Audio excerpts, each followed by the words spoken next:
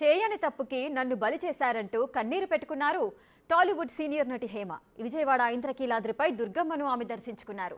ఆ తర్వాత మీడియాతో మాట్లాడుతూ దుర్గమ్మ ఆలయంలో కన్నీరు పెట్టుకున్నారు. ఇవాళ దుర్గమ్మ దర్శనానికి వచ్చాను, ప్రతి ఏడాది వస్తానని తెలిపారామె. అయితే ఈ ఏడాది ఓ ప్రత్యేకత ఉందన్న ఆమె, గత ఏడాది మీరందరూ నాపై వేసిన నీదాప నిందనలు దుర్గమ్మ తుడిచిపెట్టిందని, నేను చేయని తప్పుకి మీరందరూ నన్ను బలి చేశారని ఆవేదన వ్యక్తం చేశారు. తనకు కొండంత ధైర్యాన్ని ఇచ్చి ఇవాళ గుడికి వచ్చేటట్టు ఆ దుర్గమ్మ చేసిందన్నారు. కానీ దాని నుండి బయటపడటం వల్ల తన వల్ల కాలేదని చెప్పారు. ఏదైనా వార్త వేసేటప్పుడు నిజానిజాలు తెలుసుకొని వేయండి అంటూ మీడియా ప్రతినిధులకు విజ్ఞప్తి చేశారు. ఇవాళ గుడిలో ఉండి చెప్తున్నాను, నేను ఏ తప్పు చేయలేదని మరోసారి హేమ స్పష్టం చేశారు.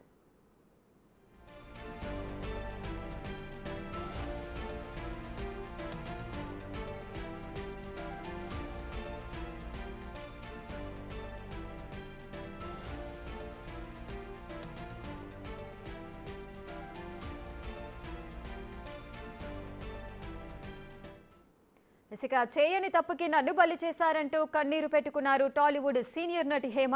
విజయవాడ ఇంద్రకీలాద్రిపై దుర్గమ్మను హేమ దర్శించుకున్నారు.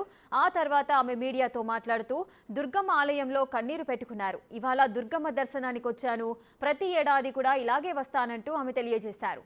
అయితే ఈ ఏడాది ఓ ప్రత్యేకత ఉందని హేమ చెప్పారు. గత ఏడాది మీరందరూ కూడా నాపై నీలాప నిందనలు వేశారు.